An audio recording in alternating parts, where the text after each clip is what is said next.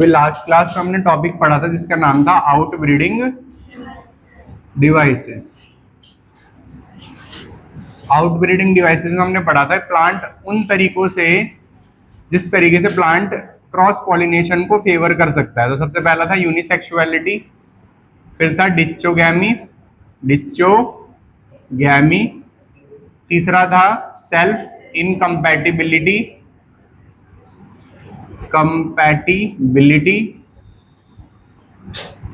Third था हेट्रोस्टिलिली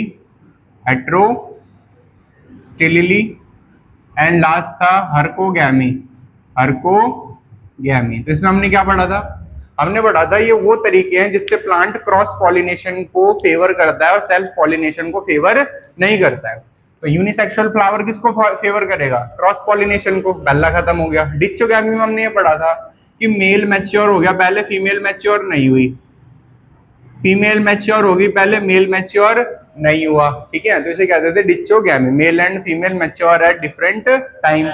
self incompatibility तो हमने पढ़ा था कि अगर भाई खुद का पॉलन ग्रेन जैसे मान लो ये स्टिग्मा है, ये स्टाइली ओवरी है, ये एंथर है और इसका पॉलन ग्रेन आके गिर गया, मतलब सेम फ्लावर का पॉलन ग्रेन आके गिर गया, तो इसने अपने अंदर ऐसे जीन डेवलप कर रखे हैं कि खुद का पॉलन ग्रेन डेवलप नहीं करेगा। ठीक है, तो due to self sterile genes pollen grain of same flower of the same plant will not germinate on the stigma of same flower। ठीक है, बट इसी की प्रजाति का अगर बाहर से pollen grain आएगा तो वो क्या कर जाएगा? फर्टिलाइज हो जाएगा। ठीक है, हेट्रोस्टिलिली हमने पढ़ा था कि मेल और फीमेल की डिफरेंट हाइट है, तो हमने इसमें पढ़ा था कि भाई मेल की हाइट छोटी है तो पॉलन ग्रेन ऊपर जा ही नहीं पा रहा।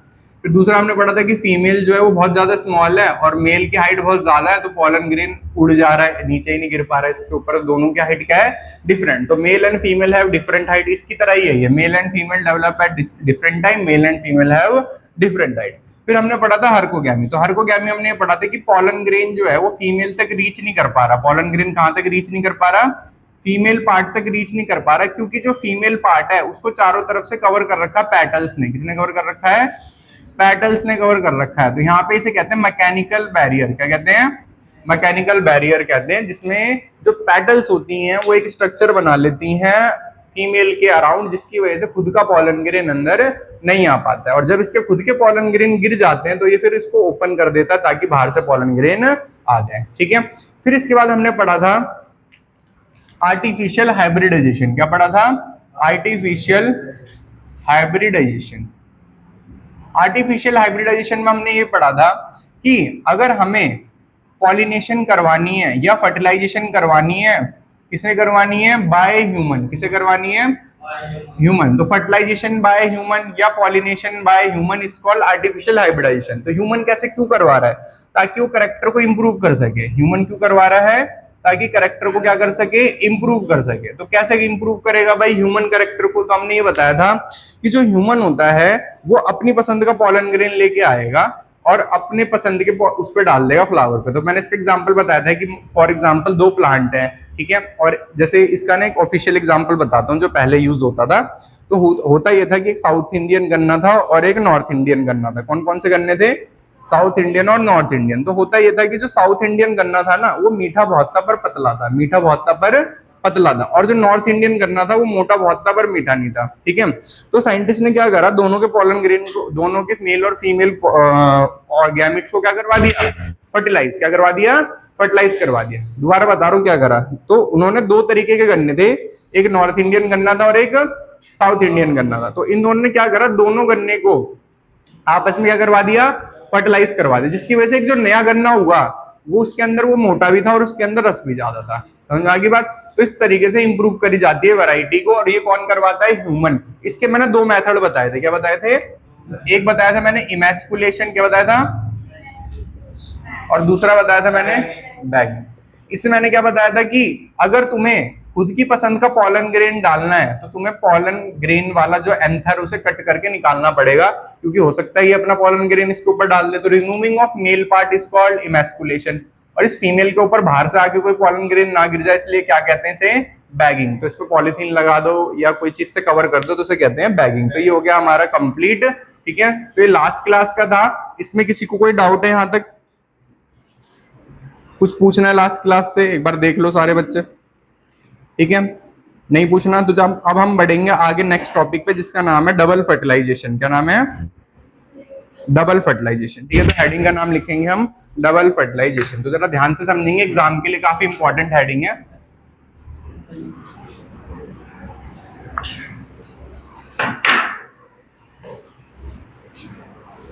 चलो जी, तो टॉपिक जो आज का टॉपिक स्टार्ट होता है उस टॉपिक का नाम है double fertilisation. Double fertilisation, fertilisation.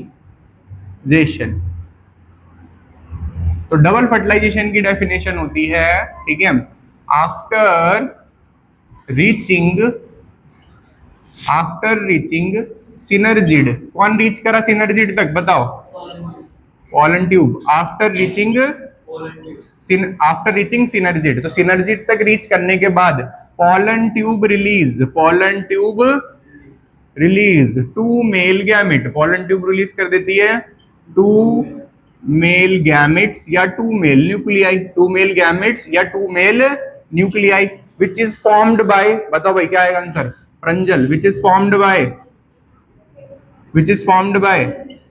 Generative cell. Which is formed by generative cell. जिसको किसने बनाया है?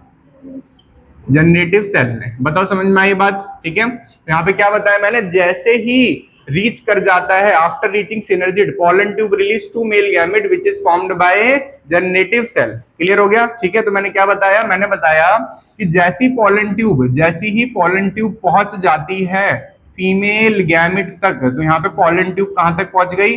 फीमेल गैमेट तक। तो ये जैसी ये पहुंचती है तो यहाँ पे स्ट्रक्चर कुछ इस तरीके से होता है। नीचे की तरफ यहाँ पे होता है सिनर्जिड, यहाँ पे कौन होती है? एग सेल, यहाँ पे होती है सेंट्रल सेल, और यहाँ पे कौन सी होती है? एंटीपोडल। सेंट्रल सेल कुछ इस तरीके से होती है, बड़ी सी, अगर याद हो तो, है ना, और ये पोलर न्यूक्लियाई है। तो after reaching synergid two male nuclei released by pollen tube, तो दो मेल न्यूक्लियाई रिलीज हो जाते हैं। तो एक कहाँ पे चला जाता है भाई? एग के पास। एक कहाँ चला जाता है? और एक कहाँ चला जाता है? पोलर न्यूक्लियाई के पास। ठीक है, तो इसके बाद क्या लिखेंगे? इसके बाद लिखेंगे वन मेल गैमेट। एक तरफ लिखोगे one male gamete fuse with, किसके साथ फ्यूज करता है? Egg cell. Fuse with egg cell and form zygote. तो यहाँ पे बन जाता है जाइगोट। तो one male gamete fuse with, वो फ्यूज करता है एग सेल के साथ और फॉर्म करता है zygote. It is called syngamy. इसे क्या कहा जाता है? सिनगैमी। तो इट इज कॉल्ड सिनगैमी। तो सिन मतलब होता है फ्यूजन ऑफ गैमेट्स। ठीक है, तो गैमी फ्यूजन ऑफ गैमेट्स। गैमी मतलब क्या होता है? ठीक है, समझ में आई बात? तो सबसे पहली प्रोसेस हुई सिनगैमी। सबसे पहले प्रोसेस हुई सिनगैमी, जिसमें वन मेल गैमेट किसके साथ फ्यूज कर गया? एग सेल के साथ। तो जरा यहाँ पे इसको बना देते हैं। तो यहाँ पे क्या हुआ? ये यहाँ पे 3 सेल थी, तो ये सिनर्जिड था, ये एग सेल थी, और एग सेल ने मेल गैमेट के साथ फ्यूज कर लिया। तो एग सेल ने जब मेल गैमेट के साथ फ्यूज कर लिया तो इन दोनों ने मिलके बना दिया जाइगोट। ठीक है, इन दोनों ने मिलके बना दिया जाइगोट बना दिया। तो ये यहाँ पे जाइगोट बन गया, जो हैगा डिप्लॉइड। जो कैसा हैगा? डिप्लॉइड है। क्यों डिप्लॉइड है? क्योंकि एक गैमेट ये लेके आया, एक न्यूक्लियस ये लेके आया, एक न्यूक्लियस पहले से था वहां पे। तो यहाँ पे क्या बन गया भाई? डिप्लॉइड जाइगोट बन गया। क्या बन गया? Diploid zygote. अब आता है सेकंड मेल गैमेट के बारे में। किसके बारे में? सेकंड। तो वन मेल गैमेट तो फ्यूज हो गया, अब सेकंड मेल गैमेट। तो one male gamete fuse with, ये किसके साथ फ्यूज करेगा? सेंट्रल सेल के साथ, नहीं पोलर न्यूक्लियाई के साथ। ठीक है, तो one male gamete fuse with polar nuclei which first form secondary nucleus. जो पहले क्या बनाता है? Secondary nucleus. तो ये सेकेंडरी न्यूक्लियस क्या चीज होती है? जरा इस चीज को समझो। ठीक है, तो होता क्या है यहाँ पे? जो ये पोलर न्यूक्लियस होते हैं, जो ये पोलर न्यूक्लियाई होते हैं, तो ये पोलर न्यूक्लियाई पहले अपने आप को फ्यूज करते हैं। तो पोलर न्यूक्लियाई पहले अपने आप को क्या करते हैं? फ्यूज करते हैं। तो ये सेंट्रल सेल हो गए, ये पोलर न्यूक्लियाई हो गए। तो पोलर न्यूक्लियाई अपने आप को फ्यूज करते हैं, और जब पोलर न्यूक्लियाई अपने आप को फ्यूज कर लेते हैं तो फ्यूज करने के बाद जो नया न्यूक्लियस बनता है उसका नाम होता है सेकेंडरी न्यूक्लियस। क्या नाम होता है? Secondary nucleus. ठीक है, तो ये सेकेंडरी न्यूक्लियस होता है। अब इस सेकेंडरी न्यूक्लियस के साथ कौन फ्यूज करेगा? Male gamete. कौन फ्यूज करेगा? Male gamete. तो पहले तो इन दोनों ने फ्यूज करा तो ये n था, ये n था, ठीक है। और यहाँ पे सेकेंडरी न्यूक्लियस कितना हो गया 2n, और यहाँ पे मेल गैमेट लेकर आए n, तो कितना हो गया 3n। क्या हो गया 3n। तो मैंने क्या बताया, one male gamete fuse with polar nuclei which first form secondary nucleus, ठीक है। एंड यहाँ पे डायरेक्टली लिख देते हैं, तो one male gamete fuse with secondary nucleus, किसके साथ फ्यूज करता है, सेकेंडरी न्यूक्लियस के साथ, ठीक है, क्योंकि हो सकता है वो स्टेटमेंट तुम्हें समझ में ना आए या अजीब सी लगे। तो one male gamete fuse with secondary nucleus, किसके साथ फ्यूज करता है, सेकेंडरी न्यूक्लियस के साथ। And form primary endosperm nucleus, primary endosperm nucleus, primary endosperm nucleus क्या बनाता है, प्राइमरी एंडोस्पर्म न्यूक्लियस, जिसे हम कहते हैं पेन, क्या कहते हैं, पेन, प्राइमरी एंडोस्पर्म न्यूक्लियस। तो यहाँ पे क्या बना, देखो जरा यहाँ पे ध्यान दो, ये सेकेंडरी न्यूक्लियस और ये जो मेल गैमेट है, जब इन दोनों ने फ्यूज करा तो इन दोनों ने फ्यूज करके एक 3n न्यूक्लियस बनाया जो सेंट्रल सेल में है। और ये जो 3n न्यूक्लियस है, इस 3n न्यूक्लियस का नाम क्या होता है, पेन, प्राइमरी एंडोस्पर्म न्यूक्लियस। दोबारा समझा रहा हूं, मैंने क्या बताया, one male gamete fuse with X cell form zygote is called syngamy and one male gamete fused with polar nuclei। तो polar nuclei फ्यूज करके बनाते हैं सेकेंडरी न्यूक्लियस, सेकेंडरी न्यूक्लियस के साथ मेल गैमेट फ्यूज करता है और मेल गैमेट फ्यूज करके बनाता है पेन, जिसे हम कहते हैं प्राइमरी एंडोस्पर्म न्यूक्लियस, और जिसकी प्लॉइडी कितनी होती है 3n। और जो यहाँ पे सेंट्रल सेल है, ये कौन सी सेल है, इस सेंट्रल सेल का नाम हो जाता है प्राइमरी एंडोस्पर्म सेल। क्या नाम हो जाता है, प्राइमरी एंडोस्पर्म सेल। तो it fuse with secondary nucleus and from primary endosperm nucleus, and primary endosperm nucleus के बगल में लिखोगे 3n होता है, मतलब ट्रिप्लॉइड होता है, ठीक है। And this is called, it is called triple fusion, इसे हम क्या कहते हैं, ट्रिपल फ्यूजन कहते हैं, ठीक है। तो यहाँ पे दो तरीके की फर्टिलाइजेशन हुई, एक सिनगैमी हुआ और दूसरा हुआ ट्रिपल फ्यूजन, ठीक है। तो syngamy plus triple fusion, syngamy plus triple fusion is called double fertilization, syngamy plus triple fusion it is called double fertilization. तो ये होता है तुम्हारा डबल फर्टिलाइजेशन। तो ये एग्जाम में बहुत ज्यादा आता है कि डबल फर्टिलाइजेशन के बारे में बताओ, ठीक है। तो डबल फर्टिलाइजेशन कैसे बताओगे, बताओगे कि after reaching synergid pollen tube release two male gamete, one male gamete fuse with X cell form zygote called syngamy, one male gamete fused with secondary nucleus form primary endosperm nucleus called triple fusion, syngamy plus triple fusion is called double fertilization, ठीक है। कोई doubt है तो पूछो।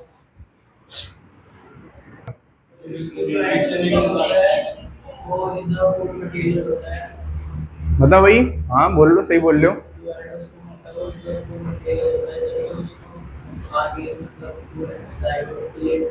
क्योंकि भाई endosperm nutrition है, जब तक न्यूट्रिशन नहीं बनेगा जब तक जाइगोट कैसे डेवलप करेगा, है ना। तो सबसे पहली हेडिंग क्या आएगी हमारी, एंडोस्पर्म फॉर्मेशन। इसके बाद अगला गैस करो क्या आएगा, गैस करो प्रंजल, गैस करो क्या आएगा इसका, एंडोस्पर्म बन गया, बोलो। जाइगोट क्या,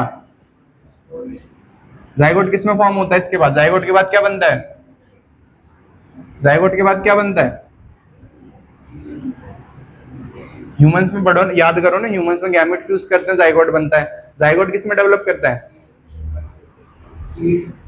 एम्ब्रियो, किसमें। तो यहाँ पे अगली हेडिंग आएगी एम्ब्रियो डेवलपमेंट, क्या आएगी, एम्ब्रियो डेवलपमेंट, समझ में आया, ठीक है। तो सेकंड हेडिंग क्या आएगी, एम्ब्रियो डेवलपमेंट, ठीक है भाई। तो एंडोस्पर्म फॉर्मेशन, और उसके बाद क्या पढ़ना होगा हमें, ये पहले क्यों होगा, क्योंकि जब तक न्यूट्रिशन नहीं बनेगा जब तक ये डेवलप नहीं करेगा। अब एक चीज और बताओ यहाँ पे, ठीक है, दोबारा पूछ रहा हूँ सबसे। तो यहाँ पे क्या होगा, जब एम्ब्रियो डेवलपमेंट होती है ना, सॉरी, जब एंडोस्पर्म बन जाता है और जाइगोट डेवलप कर रहा होता है एम्ब्रियो में, तो जाइगोट ना दो सेल में डिवाइड कर जाता है। कितने में डिवाइड कर जाता है भाई, एक ऊपर की तरफ बड़ी सेल बनती है, एक नीचे की तरफ छोटी सेल बनती है, एक ऊपर की तरफ बड़ी सेल बनती है, नीचे की तरफ छोटी सेल बनती है। समझ में आया शायद भैया, एक ऊपर की तरफ बड़ी सेल, नीचे की तरफ छोटी सेल। अब जब नोट्स पढ़ोगे या जब मैं पढ़ाऊंगा तो उसमें लिखा होगा कि जो छोटी सेल है ना, ये तो बनाती है फ्यूचर एम्ब्रियो, क्या बनाती है, और जो ऊपर वाली सेल है ना वो एम्ब्रियो नहीं बनवाती, क्यों, उसका क्या काम है फिर, वही गैस करो, डायग्राम तुम्हारे सामने। ट्रांसफर ऑफ न्यूट्रिशन, ठीक है, वो किस में काम करती है, ट्रांसफर ऑफ न्यूट्रिशन, ठीक है। तो ये जो ऊपर वाली सेल है, ऊपर वाली सेल चेंज हो जाती है एक स्ट्रक्चर में जिसका नाम होता है सस्पेंसर, और उसका काम होता है इस एंडोस्पर्म से न्यूट्रिशन लाके किसको देना, जाइगोट को, ठीक है। जाइगोट में एक्चुअल कौन से जाइगोट को, नीचे वाली सेल को, ठीक है। तो यहाँ पे दो, ये भी समझ में आ गया सबको, ठीक है। दोबारा बताते हैं। तो मैंने क्या बताया, डबल फर्टिलाइजेशन बताया कि एक गैमेट जाके फ्यूज करता है, जाइगोट बनाता है, एक गैमेट जाके फ्यूज करता है, प्राइमरी एंडोस्पर्म न्यूक्लियस बनाता है, ठीक है।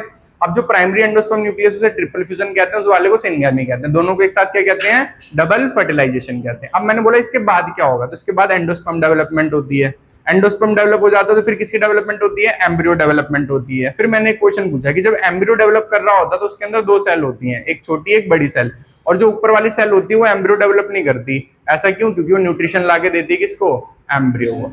क्लियर हो गए भाई, सारे क्वेश्चन क्लियर हो गए, ठीक है। तो अब यहाँ पे नेक्स्ट हेडिंग सारे बच्चे डालेंगे अपने नोट्स में, पोस्ट फर्टिलाइजेशन इवेंट, ठीक है। क्या डालेंगे, पोस्ट फर्टिलाइजेशन इवेंट,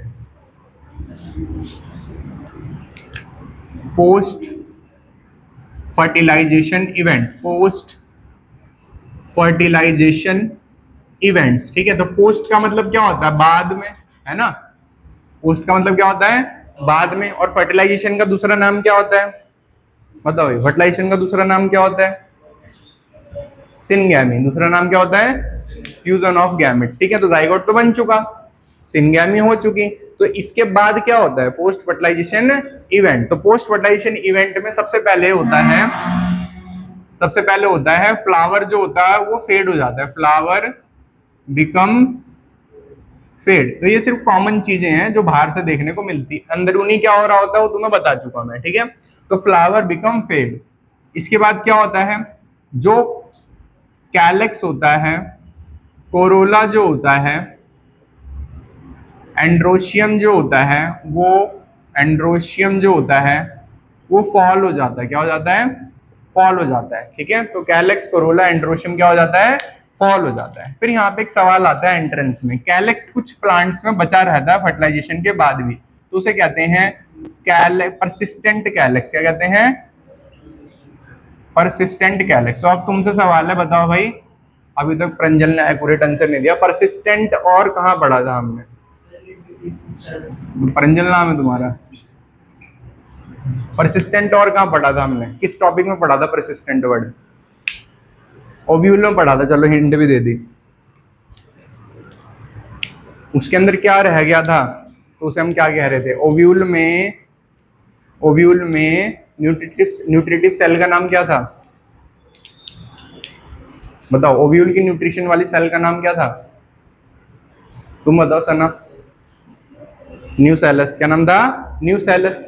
उसमें मैंने क्या बताया था, न्यूसेलस, समटाइम्स न्यूसेलस में परसिस्ट, समटाइम न्यूसेलस क्या हो जाता है, बच जाता है ना। उसे हम क्या कहते थे, पेरिस्पर्म कहते थे। इसका एग्जांपल था black pepper and beetroot. Clear है, ठीक है। फिर दोबारा आते हैं, परसिस्टेंट कैलेक्स, कभी कभी कैलेक्स क्या कर जाती है, बच जाती है, फर्टिलाइजेशन के बाद बच जाती है, और इसका एग्जांपल होता है tomato, tomato, brinjal and physalis, and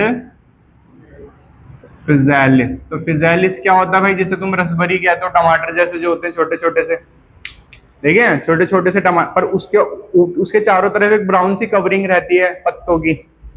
रसभरी जब खाई होगी तो उसके चारों तरफ क्या होती है, ब्राउन सी कवरिंग होती है। अगर तुम बिल्कुल ही गुच्छा लेके आए हो तो उसमें नहीं होंगी वो, और अगर तुमने वैसे लिए फ्रेश तो उसके चारों तरफ ना ब्राउन ब्राउन सी कवरिंग होती है। हाँ, तो वो जो कवरिंग होती है वो क्या होती है, कैलेक्स। क्या होती है, कैलेक्स होती है, ठीक है। तो फिजालिस, मैं दिखा भी देता हूँ फिजालिस। तो देखो भाई, इसे रसभरी कहते हैं, ठीक है, जो खाई भी होगी तुमने कभी। और ये जो इसके आउटर कवरिंग है उसे क्या कहते हैं, कैलेक्स कहते हैं, दिख रहा है, ठीक है। तो ये रसभरी है, कभी ना कभी फ्रूट के तौर पे खाई होगी। ये टमाटर है जिसमें कैलेक्स है, ठीक है भाई। ये रसभरी है, ये वाली ऑरेंज कलर की, और इसमें तुमने ये देख ली, ठीक है। ये खाई भी होगी तुमने कभी कभी, मुझे तो इतनी कोई खास पसंद नहीं आई। हाँ, क्या कहते हैं, दिख रहा है, अच्छा चश्मा लगा रहे हो, लो दिखा दो उसे।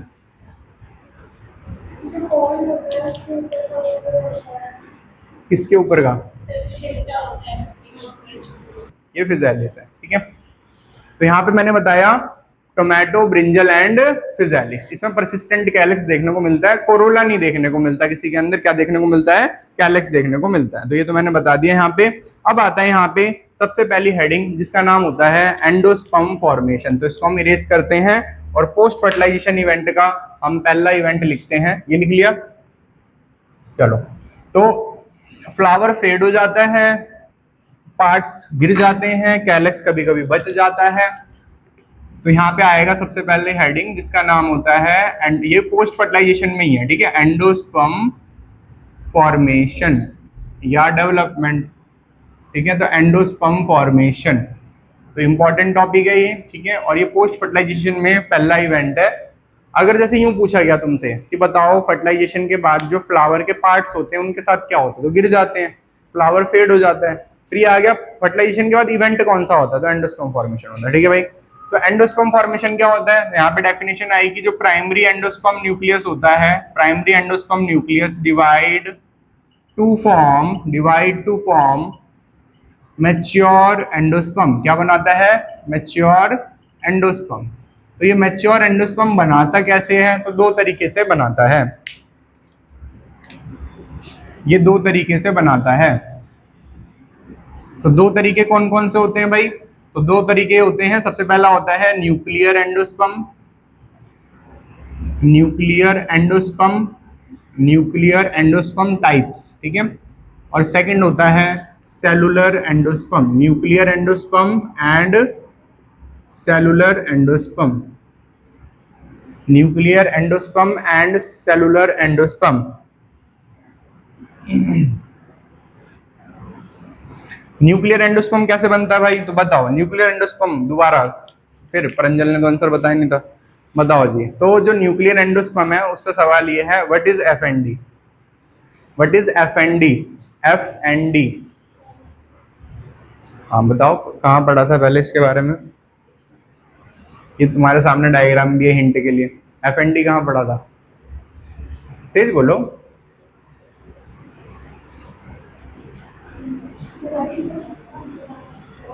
हाँ बहुत बढ़िया। बिना वॉल फॉर्मेशन के जब सेल डिवाइड करती है तो उसे क्या कहते हैं? Free nuclear division. पहले फुल फॉर्म बतानी थी, क्या थी? Free nuclear division. तो फ्री न्यूक्लियर डिवीजन क्या होती है, तो हमने बताया था जब ये एम्ब्रियो सैक बना था, जो ये 8 सेल थी ना, 3 3 6 और बीच वाली 7 सेल थी। तो जब हमने ये पढ़ा था तो उसमें पढ़ा था कि एक न्यूक्लियस, जब एक न्यूक्लियस से 2 न्यूक्लियस बन जाए और सेल डिवाइड ना करे, मतलब सिर्फ न्यूक्लियस डिवाइड कर रहा है और सेल डिवाइड नहीं कर रही, तो ऐसी डिवीजन को हम क्या कहते थे? Free nuclear division. तो फ्री न्यूक्लियर डिवीजन, तो न्यूक्लियर एंडोस्पर्म भी ऐसी बनता है, न्यूक्लियर एंडोस्पर्म भी ऐसी बनता है। तो इसमें क्या होता है, primary endosperm nucleus divide without wall formation, primary endosperm nucleus divides without wall formation, अब तो बता दिया इसने सही आंसर, विदाउट वॉल फॉर्मेशन। तो इसमें देखो क्या देखने को मिलता है, ये सेल है, इस सेल का नाम क्या है? कृति। ये पेन है, इसके अंदर प्राइमरी एंडोस्पर्म न्यूक्लियस। ये कौन सी सेल है? स्पर्म सेल, सेकेंडरी सेल कह रही है ये, ठीक है। तो प्राइमरी एंडोस्पर्म न्यूक्लियस डिवाइड करेगा तो न्यूक्लियस बनाएगा। एक से कितने न्यूक्लियस बनाएगा? 2 4 6 ऐसे करके न्यूक्लियस अपने अंदर बढ़ाता रहेगा, ठीक है। तो ये बन गया। जो अब जब बहुत सारे न्यूक्लियस हो गए तो ये बहुत सारे न्यूक्लियस क्या कहलाएगा? ये कहलाएगा न्यूक्लियर एंडोस्पर्म। कौन सा एंडोस्पर्म? इसके अंदर न्यूक्लियस है ना, तो इसका नाम पड़ता है न्यूक्लियर एंडोस्पर्म, ठीक है। तो primary endosperm nucleus divide without wall formation and form nuclear endosperm कहाँ देखने को मिलता है, तो बताओ भाई। प्रंजल तो हो गया, इसने बता दिया। कौन रह गया? तुम बताओगे ना। बताओ भाई भव्य, कि जो नारियल होता है उस नारियल के पानी को इंग्लिश में क्या कहते हैं? Coconut water. और कोई? गलत है। बाहर खरीदते हैं, बॉटल पे क्या लिखा होता है? पानी को।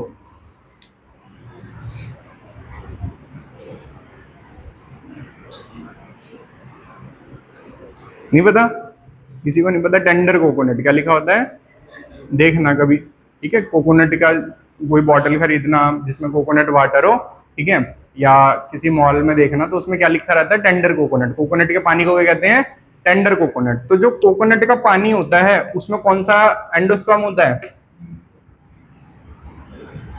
न्यूक्लियर। कौन सा होता है, तो टेंडर कोकोनट। कोकोनट वाटर को क्या कहते हैं, टेंडर कोकोनट कहते हैं। ठीक है, कोकोनट के पानी को टेंडर कोकोनट कहते हैं। ठीक है, अब आता है सेलुलर एंडोस्पर्म। तो इसका क्या आएगा भाई, primary endosperm nucleus divide by wall formation. यहाँ पे प्राइमरी एंडोस्पर्म न्यूक्लियस डिवाइड करेगा, ठीक है, with wall formation, with wall formation. तो यहाँ पे क्या होगा, एंडोस्पर्म न्यूक्लियस डिवाइड करेगा, तो ये प्राइमरी एंडोस्पर्म न्यूक्लियस था।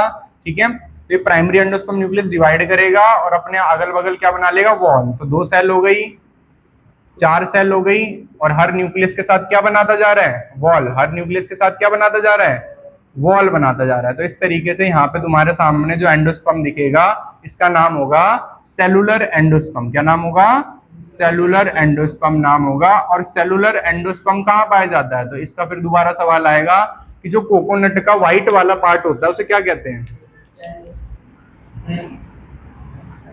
बोलो बोलो भाई, कोकोनट कर्नल क्या कहते हैं। ठीक है, तो व्हाइट वाला जो पार्ट होता है, जो हार्ड हार्ड होता है, उसे कहते हैं कोकोनट कर्नल। ठीक है, तो कोकोनट के अंदर दोनों तरीके के एंडोस्पर्म होते हैं। कौन कौन से, न्यूक्लियर भी और सेलुलर भी। ठीक है, न्यूक्लियर और सेलुलर एंडोस्पर्म को एक साथ हलोबियल एंडोस्पर्म कहते हैं। ठीक है, ये एग्जाम में जब तक पूछेगा नहीं जब तक मत बताना।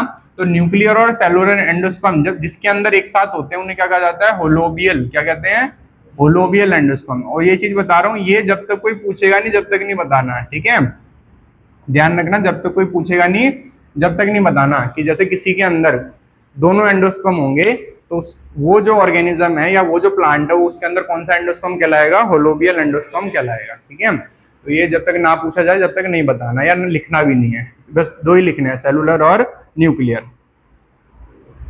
क्लियर हो गया ये। ठीक है, तो जो नारियल का सफेद सफेद हिस्सा होता है, ठीक है, वो होता है कर्नल, और नारियल का जो पानी होता है उसे कहते हैं टेंडर कोकोनट। तो ये दोनों एंडोस्पर्म होते हैं। तो नारियल में हम क्या खाते हैं, हाँ, एंडोस्पर्म। एंडोस्पर्म क्या खाते हैं, एंडोस्पर्म खाते हैं। नारियल में हम एंडोस्पर्म खाते हैं। चलो जी, तो एक बार जरा सुना दो जल्दी से। सबसे पहले भव, चलो जी, तो ये हो गया यहाँ पे एंडोस्पर्म फॉर्मेशन। तो पोस्ट फर्टिलाइजेशन इवेंट में जो सेकंड टॉपिक आता है वो आता है एम्ब्रियो डेवलपमेंट। एम्ब्रियो डेवलपमेंट, ठीक है भाई। तो एम्ब्रियो डेवलपमेंट जो टॉपिक है इसके बारे में जरा देखते हैं। ठीक है भाई, तो जरा समझो क्या होता है एम्ब्रियो डेवलपमेंट में। जो जाइगोट होता है, ठीक है, जाइगोट जो होता है वो डिवाइड करता है to form, divide to form 2 cells, divide to form 2 cells. Zygote divide करके कितने सेल बनाता है, 2 सेल्स। ठीक है, एक अपसाइड और एक डाउन साइड। ठीक है, तो अपर साइड, अपर सेल का नाम होता है बेसल और नीचे वाली सेल का नाम होता है एपिकल। नीचे वाली सेल का नाम क्या होता है, एपिकल। ठीक है, जो बेसल सेल होती है ये फॉर्म करती है सस्पेंसर। क्या फॉर्म करती है, which help in nutrition transport. जो किसमें हेल्प करेगी, ट्रांसपोर्ट। जो एंडोस्पर्म से न्यूट्रिशन लाके किसको देगी, एपिकल को। ठीक है भाई, ये हो गया इसका काम। ठीक है, एपिकल सेल क्या करती है, ये फॉर्म करती है फ्यूचर एम्ब्रियो। क्या फॉर्म करती है, फ्यूचर एम्ब्रियो। बताओ जी, समझ में आया क्या हुआ। ठीक है, दोबारा ध्यान दो यहाँ पे। तो क्या बताया मैंने बताया ये जाइगोट है। ठीक है, जाइगोट की प्लॉइडी क्या होती है प्रंजल, 2n है ना, डिप्लॉयड होता है। जाइगोट कैसा होता है, डिप्लॉयड होता है। इस 2n जाइगोट ने 2 सेल बनाई, एक अपसाइड और एक डाउन साइड। बताओ इन दोनों की प्लॉइडी क्या होगी,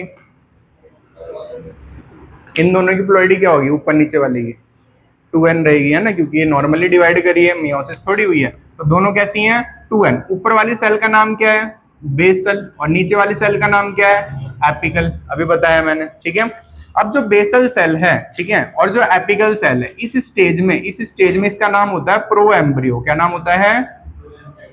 प्रो एम्ब्रियो। ठीक है भाई। अब जो ऊपर वाली सेल वो क्या बनाएगी बताओ? सस्पेंसर। तो सस्पेंसर देखो कैसा होगा, तो सस्पेंसर जो होता है वो 6 to 18 सेल स्ट्रक्चर होता है। तो यहाँ पे मैंने कुछ सेल्स बना दी, ठीक है। तो 6 to 18 सेल स्ट्रक्चर होता है। सस्पेंसर क्या होता है? तो यहाँ पे लिख लोगे 6 to 18 सेल स्ट्रक्चर होता है। ये 6 to 18 सेल स्ट्रक्चर होता है। तो 6 से लेके 18 सेल का स्ट्रक्चर होता है। तो यहाँ पे मैंने सस्पेंसर बना दिया। अब सस्पेंसर की जो लास्ट सेल होती है और जो पहली सेल होती है, सस्पेंसर की जो लास्ट सेल होती है और पहली सेल होती है, इसका नाम क्या होता है? तो सस्पेंसर की जो पहली सेल होती है उसका नाम होता है होस्टोरियम। ये इसकी फर्स्ट सेल होती है। और जो सस्पेंसर की लास्ट सेल होती है उसका नाम होता है हाइपोफिसिस। हाइपोफिसिस। अब यहाँ पे कोई बच्चा बोलेगा सर पहली तो ऊपर वाली होनी चाहिए थी, पर भाई ये ऊपर वाली ऊपर की तरफ बनी है, एंडोस्पर्म की तरफ बनी है ना। ये कहाँ की तरफ बनी है? देखो यहाँ पे ये कहाँ की तरफ डिवाइड होके बन रही है? एंडोस्पर्म की तरफ। कहाँ की तरफ बन रही है? एंडोस्पर्म की तरफ बन रही है। समझ में आ रहा है? तो एंडोस्पर्म की तरफ बन रही है, तो पहली वाली कौन सी होगी? ये। और ऊपर वाली कौन सी होगी? ये। तो फर्स्ट सेल का नाम ऑस्ट्रम और लास्ट वाली का नाम हाइपोफिसिस। बताओ समझ में आया? ठीक है। अब ये यहाँ से न्यूट्रिशन लेगी एंडोस्पर्म से और लाके किसको देगी? एपिकल सेल को। ठीक है। तो यहाँ पे क्या हुआ? यहाँ पे क्या हुआ? जो इसमें बेसल सेल थी, उस बेसल सेल ने क्या फॉर्म कर दिया? बेसल सेल ने फॉर्म कर दिया सस्पेंसर। बेसल सेल ने क्या फॉर्म करा? सस्पेंसर। बेसल सेल ने फॉर्म कर दिया सस्पेंसर। तो बेसल सेल ने फॉर्म कर दिया सस्पेंसर। और जो एपिकल सेल थी, इस एपिकल सेल ने डिवाइड करके बनाया एम्ब्रियो। तो जो एपिकल सेल थी इसने डिवाइड करके बनाया एम्ब्रियो। और ये जो एम्ब्रियो की स्टेज होती है इसका नाम होता है ग्लोबुलर एम्ब्रियो। तो इसका नाम होता है ग्लोबुलर एम्ब्रियो। तो एपिकल सेल ने फॉर्म करा, एपिकल सेल ने फॉर्म करा ग्लोबुलर एम्ब्रियो। Globular embryo. तो ये होगी स्टेज 2। ये होगी स्टेज 2। तो स्टेज 1 होती है जाइगोट। स्टेज 1 होती है जाइगोट, ठीक है। स्टेज 2 होती है प्रो एम्ब्रियो। स्टेज 2 होती है प्रो एम्ब्रियो, जिसके अंदर 2 सेल बनती है, एपिकल और बेसल, ठीक है। स्टेज 3 होती है जिसके अंदर सस्पेंसर बनता है और एपिकल सेल बनाती है ग्लोबुलर एम्ब्रियो। बताओ 3 स्टेज समझ में आई अभी तक? Pro embryo, globular embryo. बताओ समझ में आई? ठीक है। अब ये इसके बाद तो इसके अंदर कोई चेंज नहीं आएगा सस्पेंसर में। ये होती है वैसे एम्ब्रियो डेवलपमेंट की पहली स्टेज कौन सी होती है? प्रो एम्ब्रियो, क्योंकि एम्ब्रियो तो वर्ड यहीं आया ना, ठीक है। तो प्रो एम्ब्रियो, ग्लोबुलर एम्ब्रियो, इसके अंदर तो कोई बदलाव नहीं आएगा। सस्पेंसर में कोई बदलाव नहीं आएगा। क्यों नहीं आएगा सस्पेंसर में बदलाव? इतना ही बनना था इसे। हाँ, प्रो एम्ब्रियो इन दोनों को कह रहे हैं, ठीक है, दोनों को कह रहे हैं। क्लियर होगी बात यहाँ पे? ठीक है। बताओ भाई, दोबारा बताता हूँ। जाइगोट ने डिवाइड करके 2 सेल बनाई, बेसल और एपिकल, ठीक है। बेसल ने बनाया सस्पेंसर, जो 6 से 18 सेल का स्ट्रक्चर होता है। इसकी पहली सेल का नाम होस्टोरियम, लास्ट सेल का नाम हाइपोफिसिस होता है। एपिकल ने क्या बनाया? ग्लोबुलर एम्ब्रियो, ठीक है। अब इसके बाद क्या होगा भाई? इसके बाद सस्पेंसर तो वैसे का वैसे ही रहेगा, उसका काम वही है, वैसे न्यूट्रिशन ला के देने का। तो अगली स्टेज क्या होगी? पहले ये बना लो, फिर अगली स्टेज पे आते हैं।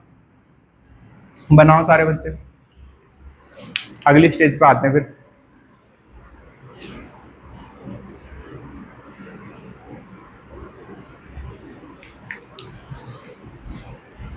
कुछ ना समझ में आ रहा हो तो पूछो। आ रहा समझ में? ठीक है।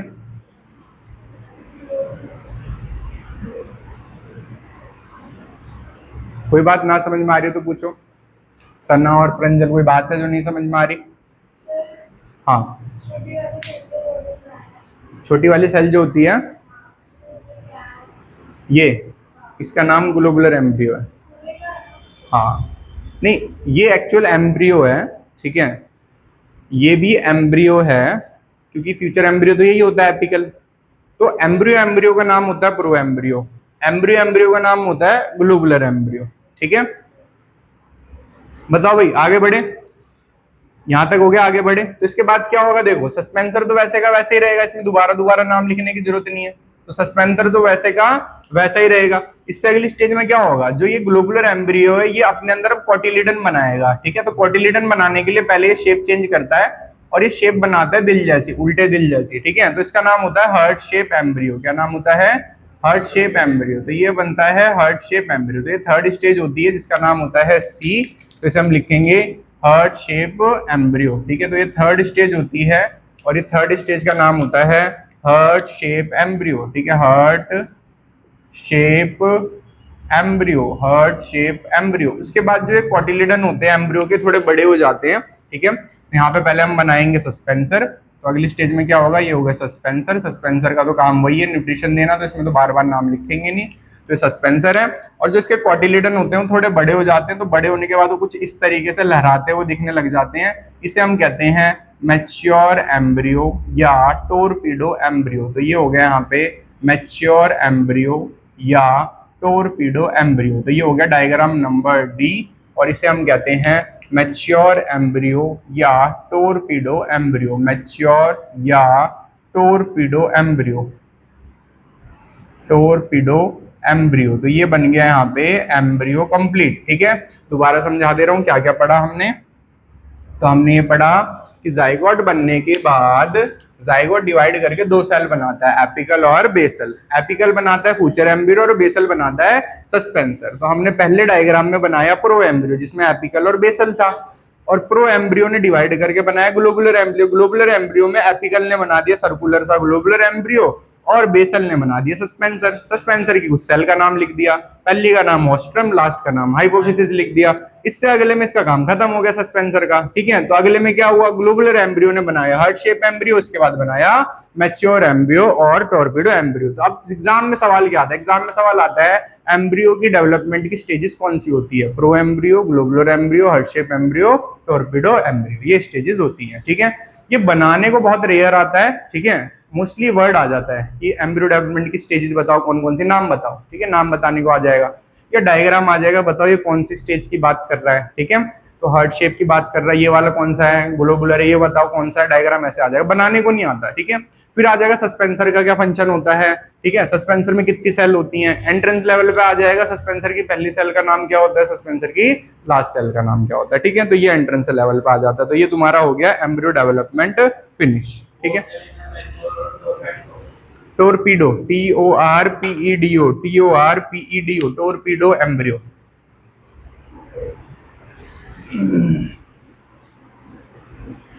तो हमने डेवलपमेंट के दो टॉपिक पढ़ लिए, ठीक है, जिसका नाम था endosperm development and embryo development, ठीक है। एग्जाम में आएगा तो कैसे बताओगे, जाइगोट डिवाइड करके दो सेल बनाता है, zygote divide form two cells, one is apical one is basal, apical form future embryo, basal form suspensor, ठीक है भाई। हाँ हाँ, उसके बाद फिर ये डायग्राम बनाने को तो आते नहीं, ठीक है। नाम पूछ लेगा, ये बताओ वाला डायग्राम कौन सा है जो इमेज में दिख रहा है, ठीक है। इस डायग्राम में इसका क्या नाम है, जैसे इसका नाम लिख देगा, ऐसे एरो लगा देगा, बोलेगा बताओ ये सेल्स क्या हैं, सस्पेंसर है, ठीक है। ये पूछ लेगा। पहली और लास्ट सेल का नाम मोस्टली एंट्रेंस से पूछता है, ठीक है। CBSE में कम पूछता है।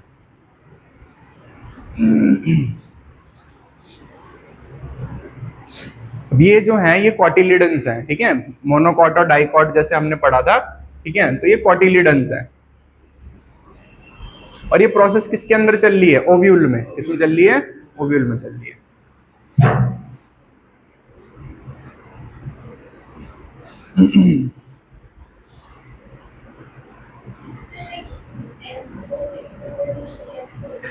क्या